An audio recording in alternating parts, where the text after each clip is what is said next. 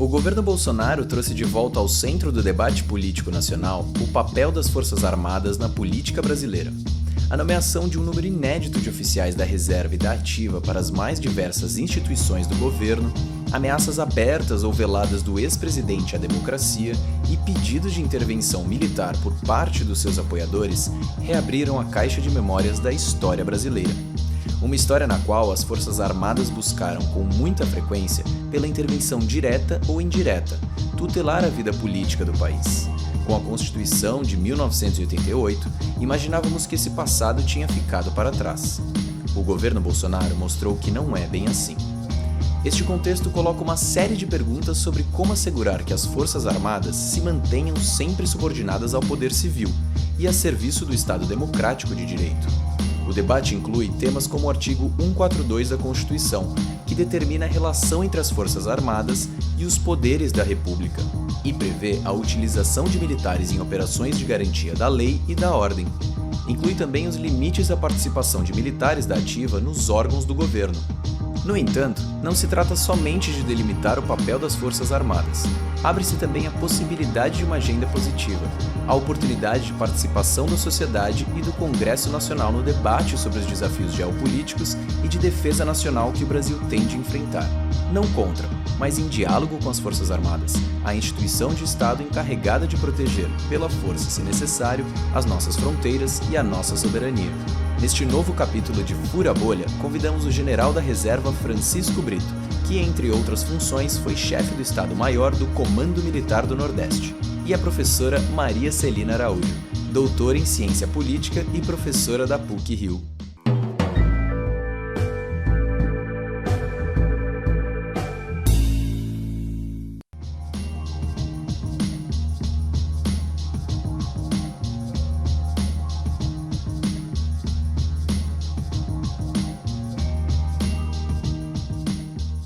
Qualquer mudança que se pretenda fazer na Constituição, eu acredito que a gente tem que ter muita cautela, né? Acredito que a confusão que está levando ao debate sobre a mudança do artigo 142, ela realmente repousa sobre esses dois aspectos, tanto a garantia da lei e da ordem, a compreensão do que é isso, e a garantia dos poderes constitucionais. Quanto ao aspecto da GLO, nossa Lei Complementar 97, que trata do emprego das Forças Armadas e que, com base no artigo 142, ela define com muita precisão e estabelece, inclusive, os protocolos para o acionamento das Forças Armadas para o emprego na garantia da lei e da ordem. Portanto, quanto a esse aspecto, para mim, ele não precisaria nem mesmo de uma interpretação que seja do Supremo Tribunal Federal, uma vez que essa tarefa já está muito bem definida, clara, já foi utilizada várias vezes, né? E tem a sua utilidade, no meu entender, uma vez que a garantia da lei e da ordem ela é utilizada, o emprego nessa condição, quando os meios do Estado, as unidades federativas, são exauridos no sentido de manter a segurança pública. Em relação à garantia dos poderes constitucionais, aqui realmente eu acredito que mereça aí ainda alguma medida complementar, no sentido de tornar essa missão, essa tarefa um pouco mais clara, né? Mas, no meu entendimento, também não passaria por uma nova redação do artigo 142, porque se trata apenas de uma questão interpretativa.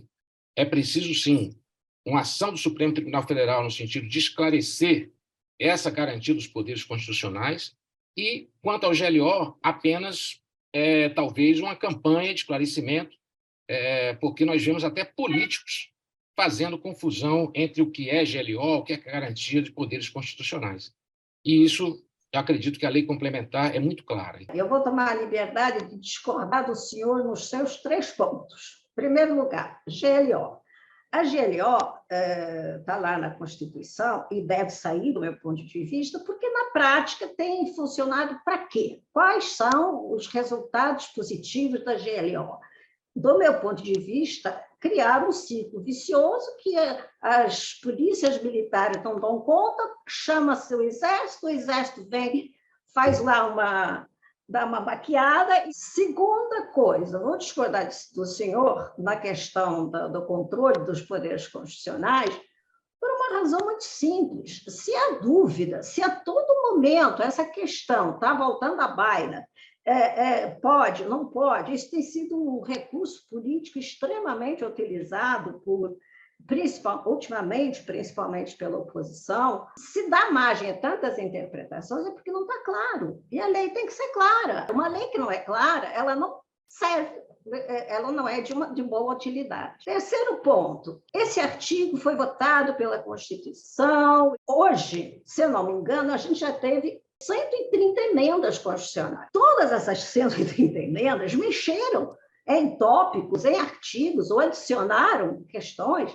que os constituintes não viram ou foi necessário rever. A Constituição, ela principalmente a nossa, como a nossa, que é tão detalhista, ela também tem que acompanhar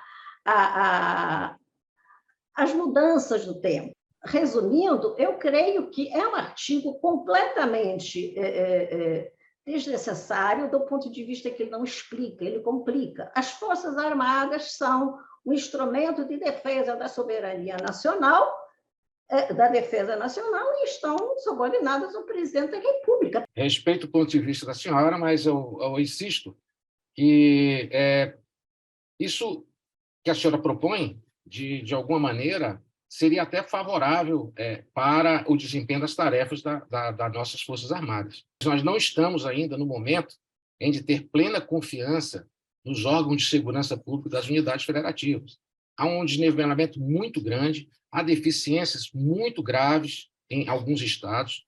Gostaríamos muito que estivéssemos chegados a esse nível em que as polícias militares dos estados estivessem com as suas capacidades completas no sentido de manter a lei e a ordem sem a necessidade das Forças Armadas. Mas não acredito que este ainda seja o momento. E em relação aos poderes constitucionais, vale a mesma observação, né? Uma vez que é recorrente, anualmente, a Tribunal Superior Eleitoral recorrer às Forças Armadas para dar garantia à votação e apuração. Se eu acho que a polícia não tem capacidade, ou deveria ter mais capacidade, ela tem que ser mais treinada, a gente tem que ter menos inteligência, mais inteligência e menos pessoas, mas acho que o Exército não faz melhor, não. Acho que o Exército não tem feito melhor. Até agora, os resultados não são melhores. As Forças Armadas são usadas em situações excepcionais, são no mundo todo. Se há uma Nebraska, se há uma tempestade de neve, os militares são chamados a acudir em situações emergenciais. Então, não acho que isso é garantir os poderes constitucionais. Isso é zelar pela vida e zelar por no caso das eleições, zelar por uma questão que é óbvia. Não temos transportes suficientes e há um dever cívico a ser cumprido e vai ser acionado. Podia ser uma neve, não é falta de transporte. E vamos ajudar as pessoas a cumprir esse dever cívico. Não, ela não está cumprindo o dever constitucional. A intervenção ela vem apresentar alguns resultados. Em relação também à garantia da votação e apuração, a gente costuma apenas identificar a questão do apoio logístico do transporte das urnas. Eu, como capitão, fiquei ao lado de um juiz que estava ameaçado e que não poderia exercer a sua função no dia da votação. Então, o que às vezes, e isso aí é comum, até mesmo por conta da maneira que vem sendo utilizada a GLO, eu acho que a gente não pode condenar a GLO em si. A gente pode condenar a maneira com que ela vem sendo utilizada. E nós, às vezes, somos empregados não para dar solução, mas para ultrapassar momentos de crise.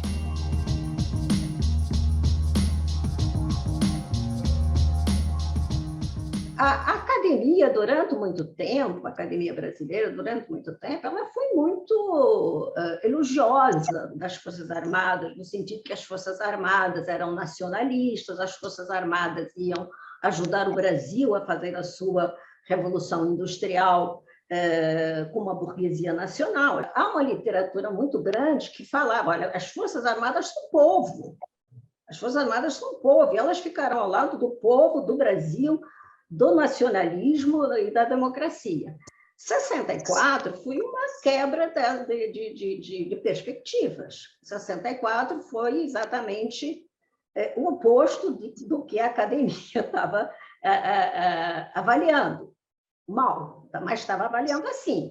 Logo, a gente vê que esse não é um preconceito que está lá desde as calencas. Esse é um preconceito que acho que existe hoje, mas ele é mais recente. Com 64, quer dizer, a surpresa foi tão grande, a academia não esperava isso, não esperava que o golpe viesse com essa intensidade. E todo mundo foi tomado de perplexidade, inclusive no sentido de dizer, o que é que nós estamos estudando? Como é que nós estamos estudando o Brasil? Mas, do ponto de vista fora dos quartéis, os setores mais atingidos foram as universidades, os intelectuais, os jornalistas e os artistas. Ou seja, as pessoas que, por natureza do seu ofício, do seu talento e até da sua necessidade, precisam expressar pensamento. E o que a gente teve foi uma coisa realmente tenebrosa, especialmente depois do AI-5. A gente tinha censores dentro dos jornais.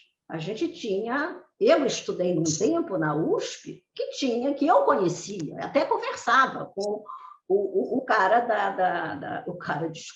com a pessoa do CIEX que ficava lá assistindo às aulas, que ficavam no corredor lá da USP. Andavam por lá e não disfarçavam, não. E, às vezes, pegavam um colega nosso e vem aqui, não sei o que lá, e levava, e a gente não sabia quando ele ia voltar. Porque são setores da sociedade que têm uma capacidade de pensar, de refletir e de questionar. Ao contrário do militar, que é treinado para obedecer sem pensar. O militar não pensa. É vedado ao militar, dentro das Forças Armadas, pensar, ele não tem voz. Ele sofre uma doutrinação, claro, é parte do ofício, mas não lhe é facultada essa capacidade de pensar, simplesmente obedecer. Então, a gente viveu um mundo em que, como os militares eram os vencedores, que a verdade está com as Forças Armadas. A verdade está com as Forças Armadas, só há uma verdade, e essa verdade é a verdade das Forças Armadas, como se a história fosse simples assim. Tem uma verdade e tem uma mentira. A história não é assim. E a sociedade tem que conviver com pessoas vitoriosas que querem, na política, que querem impor as suas vontades, e tem que conviver com uma oposição que quer criticar, que quer questionar, que quer propor. E isso acabou. Então, a nossa vida, e eu falo porque eu era estudante, eu vivia tendo livro escondido, papel escondido, nota de aula escondida. Tinha que ter cuidado, porque qualquer deslize você era até presa, processada, enfim, ou então você era estigmatizada. Essa estranheza que ficou, ela vai demorar assim, não é uma coisa fácil, não. Professora, concordo plenamente com a senhora. O governo autoritário que foi instalado em 64, realmente, as pessoas que mais sofreram com isso foram os representantes do meio acadêmico, cultural e jornalistas da mídia, como a senhora bem colocou. Eu gostaria de trazer apenas um comentário para esse período mais recente, pós-64, né? Período da redemocratização. Muito bem. Ali, com base, inclusive, nas reformas que foram iniciadas pelo primeiro presidente militar, Castelo Branco, houve a nítida intenção de se despolitizar as Forças Armadas e de preparar a mentalidade dos novos oficiais para viver num regime democrático, liberdade de expressão. A senhora tem toda razão quando fala que os militares, em razão da hierarquia, da disciplina e do caráter próprio da atividade militar, não pensam, né? Não que eles não pensem, eles são proibidos de pensar, também eu acho que é um pouco forte afirmar isso. Talvez eles não tenham condições de se expressar, aí eu estaria plenamente de acordo. Então, realmente, em razão da hierarquia e disciplina, essa liberdade de expressão que eu por exemplo, vivenciei na minha experiência no exterior, um curso da França que eu realizei, ela não tem a mesma dimensão aqui no Brasil. Tá? Então, qualquer comentário que se faça, construtivo, de forma construtiva até, mas que possa transparecer uma crítica a uma decisão superior ou a um campo de responsabilidade de um superior, nós somos penalizados muito duramente em relação a isso. Agora, em relação ao preconceito em si, eu vejo também que é normal esperar essa reação de quem foi vítima das medidas de repressão de um governo autoritário, de alimentar esse antagonismo, essa desconfiança em relação às Forças Armadas, porque foram elas os instrumentos, né, da repressão. Mas eu acho que nós temos que fazer as atualizações necessárias. Eu acho que a senhora reconhece, numa delas, a questão das mudanças comportamentais e políticas que se processaram nas Forças Armadas, concluindo que nós somos já uma instituição em movimento e que nós estamos trabalhando em termos de melhorar essa aproximação. No entanto, eu vou citar um caso que também me envolveu uma ida. Em 2004, fui ao campus da PUC procurar a coordenadora do curso de Relações Internacionais para que a gente planejássemos um evento em conjunto. E a maneira que eu fui acolhida ali naquele campus realmente foi uma coisa muito desagradável. Né? Então, eu acho que essa sintonia parece que não está havendo, no meu entender. Nós estamos querendo vencer os preconceitos, mas parece aí uma coisa muito enraizada ainda no meio acadêmico. Mas, como a senhora mesmo falou, e eu também estou de acordo, é uma questão de tempo, as coisas não acontecem de uma hora para outra, e acho que nós estamos caminhando na direção certa. Houve um momento que a gente até, algum momento depois da redemocratização, que a gente até achou que as coisas estavam mudando. E obviamente, havia resistências, sempre há.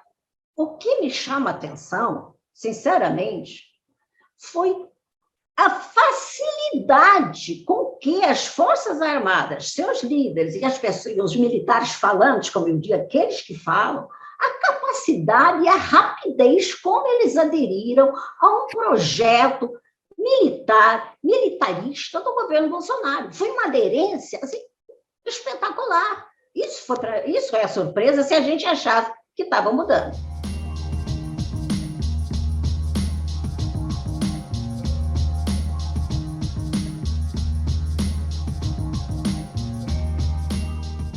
Esse preconceito ainda existe, sim, né? Embora talvez de forma um pouco menos acentuada do que o sentido inverso, como já falei.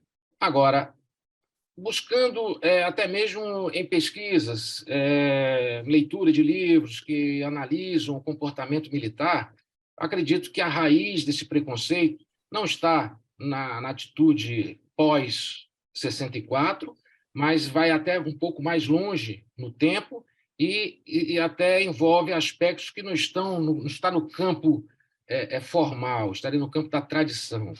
É muito interessante a pesquisa do Celso Castro, quando ele fala de um vício da cultura organizacional militar, que ele, por ter pesquisado muito a fundo a convivência dos cadetes, identifica um posicionamento até meio que em forma de anedota, que é passado de geração para geração, e isso já de algum tempo, naquela visão maniqueísta de militares e civis, né? Militares e paisanos. Né? Então, isso aí, realmente, eu, como tendo participado desse processo recentemente, digo que ainda existe. Né? Existe ainda aquela visão de colocar o que é bom somos nós, o que não é bom são os paisanos. Eles saem com essa visão de que, ao passar pela academia, venceram muitos obstáculos que os paisanos talvez não fossem capazes, se sentem superiores aos paisanos. Então, esses rótulos existem, eles precisam ser desconstruídos ao invés de serem alimentados. E, assim, o papel fundamental seria de quem? Dos nossos instrutores nas escolas. Eles não podem, eles serem o propulsor dessa visão. porque, de alguma maneira, aquilo fica muito bem cristalizado e consolidado na mentalidade dessa jovem oficialidade que vão carregar, às vezes, por um bom tempo. Eu diria que das lideranças militares, elas estão preocupadas em desconstruir esses preconceitos, até porque nós precisamos interagir com a sociedade. Esse é o pensamento dominante nas Forças Armadas. Eu acho que essa entrada dos militares no governo Bolsonaro foi uma entrada que ficou validada, que ficou justificada exatamente por esse paradigma de que os militares são melhores. Eles não são corruptos, não é verdade? Eles são patriotas, nem sempre.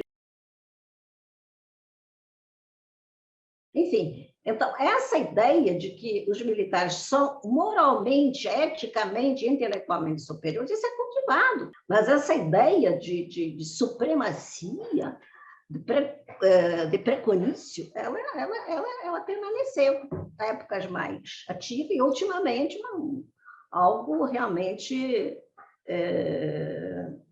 digamos, inadmissível, para o meu ponto de vista, de uma sociedade que se pretendia ser democrática. Certo? Vamos militarizar o governo para ter um bom governo. O que é isso? Realmente, esse envolvimento trouxe muitos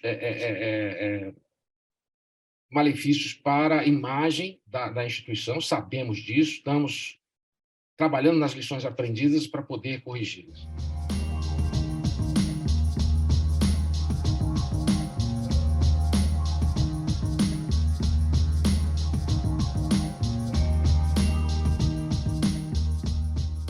Esse documento, a Estratégia de Defesa Nacional e o documento de Defesa Nacional, a Política de Defesa Nacional, eles são documentos que começaram a ser elaborados a partir do governo Fernando Henrique, estão sendo atualizados, mudados e tal, mas, em geral, têm sido feitos com pouca participação da academia. A academia até é convidada, mas ela é convidada para ir lá e fazer o número. Acho que também o Congresso não se interessa muito por isso, porque isso não dá voto. Então, a gente tem um conjunto de um lado, a rejeição da corporação a um diálogo mais inovador por parte da academia, de outro lado, uma acomodação do Congresso, e acaba que o monopólio da definição dessas questões fica na mão da própria corporação militar. E o Itamaraty? O Itamaraty tem dado o tom desses documentos. E esses documentos têm que ser revistos periodicamente. E a gente observa que fica lá, depois é revisto e aprovado no meio de um pacote de outras coisas, porque a lei diz que tem que aprovar uma outra versão de 4 em 4 anos, enfim. A gente, no Brasil, a defesa não é um problema importante, porque a gente não é um país de fazer guerras, felizmente. E a gente entende que defesa é fazer guerra, não é. Defesa, a sociedade quer se proteger, não é só da guerra. O que é defesa? Pergunta para a sociedade como ela quer ser protegida, não é só de fazer guerra. Realmente, a visão da senhora eu estou completamente de acordo, né? E não é difícil perceber que realmente o tema da defesa não pode permanecer a cargo de militares, que é o que vem acontecendo até o presente momento. Infelizmente, como a senhora também falou, a questão do incentivo eleitoral, um termo bacana que eu ouvi aí no último debate, ela não existe. Na verdade, defesa não dá votos. E a outra consideração é: a sociedade não tem consciência de defesa, porque quando pensa em defesa, pensa em guerra, mas vivemos numa zona pacífica, é verdade. Temos uma Constituição que prega a solução pacífica dos conflitos, é verdade. Mas nós temos as nossas riquezas e os nossos interesses para proteger. E se nós queremos desenvolver e proporcionar bem-estar à nossa sociedade, nós teremos que estar, no mínimo, em condições de se defender de ataques que venham nos tirar essa estabilidade necessária para que a gente possa trabalhar no desenvolvimento do país.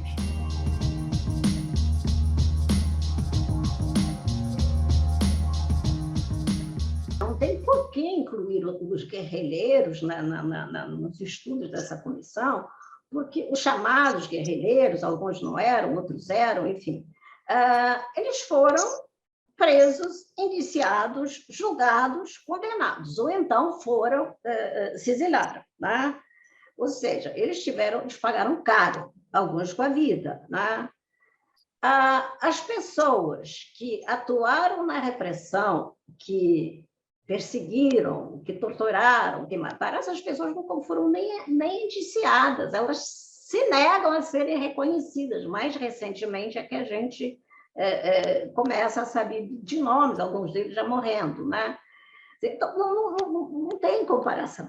A questão da Comissão da Verdade é a verdade de como o Estado atuou na perseguição dessas pessoas e de outras. A Comissão da Verdade, na minha opinião, e acredito que na visão de muitos militares, ela veio dentro de um espírito revanchista, né? Até porque a proposta da comissão ela já é muito ambiciosa.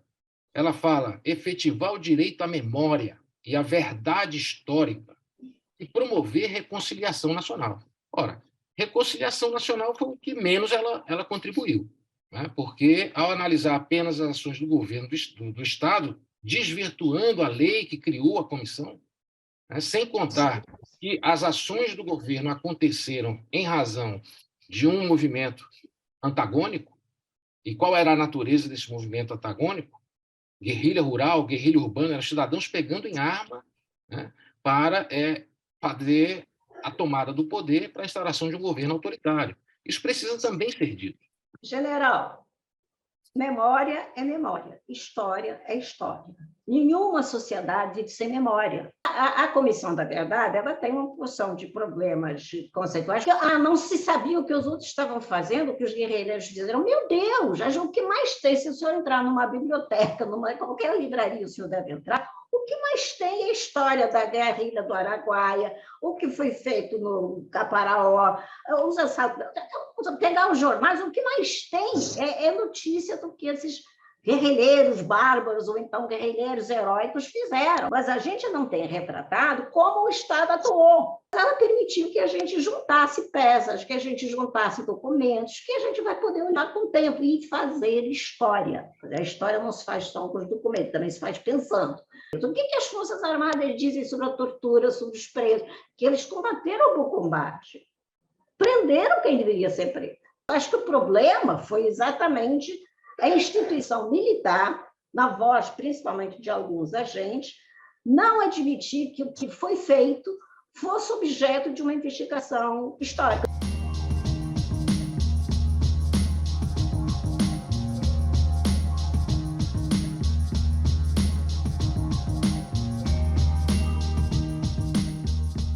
Nós temos em andamento já um projeto de transformação, já de algum tempo.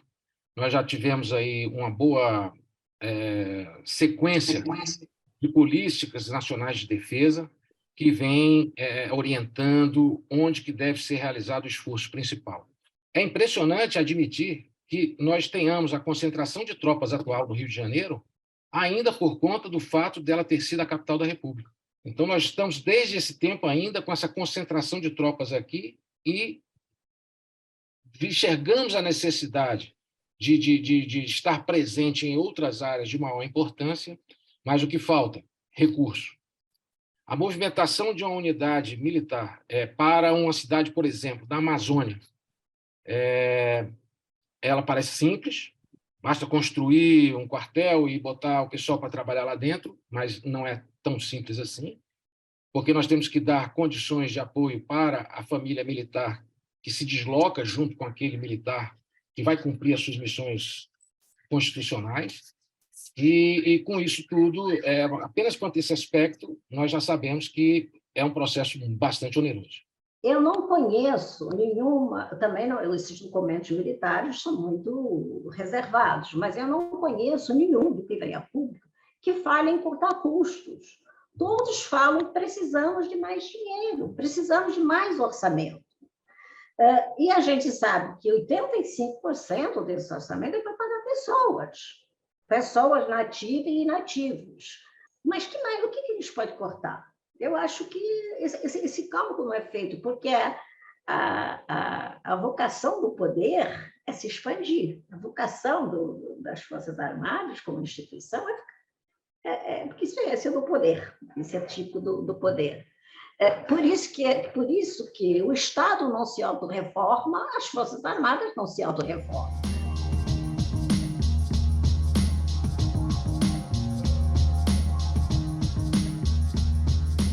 Acho que não pode, quer dizer, o militar da ativa, ele tem que fazer ele fez a opção por uma carreira que tem problemas, uma carreira que o sacrifica, eu até entendo, mas que também tem privilégios.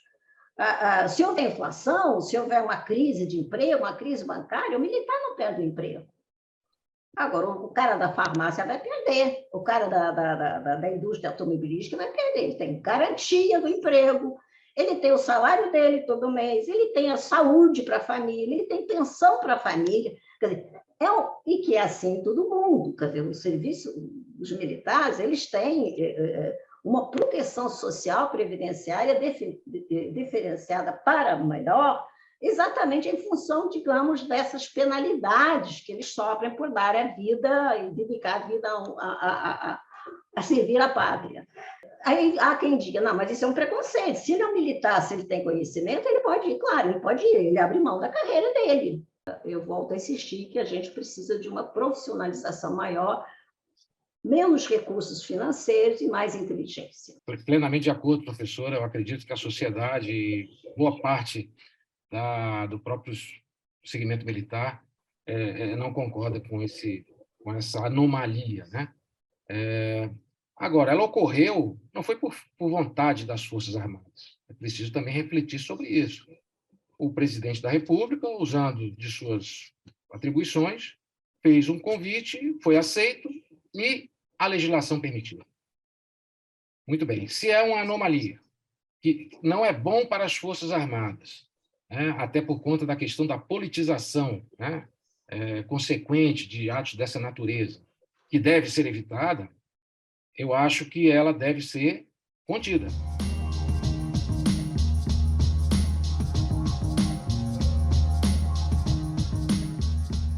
Eu acredito que essa questão da usar segregação talvez é uma palavra muito forte, mas desse isolamento, né, das Forças Armadas em relação à sociedade, ela acontece ao longo de toda a carreira, né? Nós nos reunimos nos clubes militares, nós moramos nas vilas militares, nós muitas vezes recorremos a um conceito que eu não concordo muito, mas a família militar.